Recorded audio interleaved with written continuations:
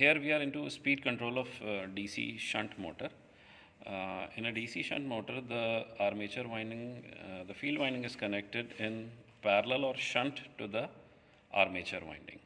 Okay, the armature winding is that winding in which the main working voltage is induced, and field winding is that winding of the machine in which the main working flux is produced.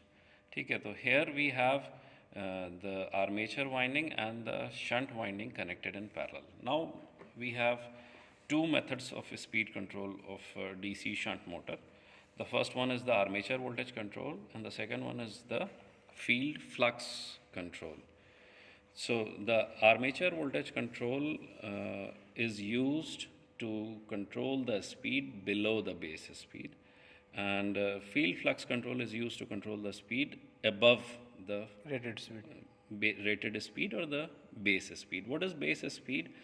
It is by definition we have when a machine is drawing a rated current at rated voltage, then the speed of the machine is said to be the base speed or the rated speed.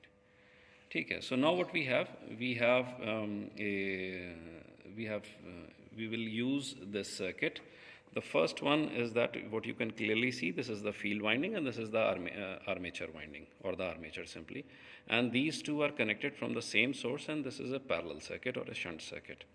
We have connected a voltmeter in parallel to this armature, and we have also put initially a field resistance, variable field resistance, in series with an ammeter as usually connected, because ammeter is always connected in series. And this is a circuit what we'll be implementing here. So first of all, we'll go for armature voltage control, and then before that we have the equipment what we are using for it. So the first one is the DC shunt motor. This is the DC shunt motor. Okay, these are 4 terminals of DC shunt motor. You can see 1, 2, 3 and 4. These are 2 windings, 2 armature windings and 2 of field windings, terminals. Okay, these can be sorted out simply by a multimeter, by checking the connectivity and the resistances of the windings. First, connectivity is checked such that you sort out that these 2 are winding terminals and these 2 are the winding terminals, or these whatever they are. Then you measure the resistance. The resistance of the armature is generally quite small, of around few ohms, and the resistance of the field is tens of ohms. That means it 50, 100 in that range. So you can clearly sort out that which one are the armature terminals and which one are the field terminals. Now we have this controlled DC rectifier. The input is AC and the output is DC. So you have this variable knob which gives a output voltage from 0 up till 240 volts of DC. Because rectifier, that is why the output is DC over here.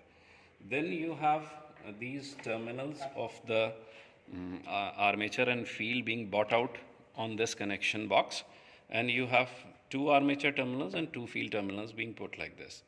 Okay. You also have a voltmeter connected in the armature circuit, and it must have a range. It is quite suitable for here. You can very well see it is of 600 volts. There are two different connections available for 600 and 300. So we have a rating of the motor as 200 volts. So we put a connection or a measurement connection on 300 volts and common. Okay, this won't be, and the scale that will be used will be the 300 one, that is the lower one. Okay. We also have an ammeter. Ammeter is used to measure the field current as per our circuit. It is not required in armature because we are keeping the machine at no load. Okay, so you have an ammeter in the field circuit. Then we have a rheostat. That is used to insert the resistance in the field circuit.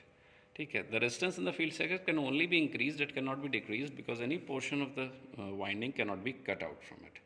So the first step, we have this input switch from AC side, and we have all this panel that is used to make out the connections such that this does not look clumsy.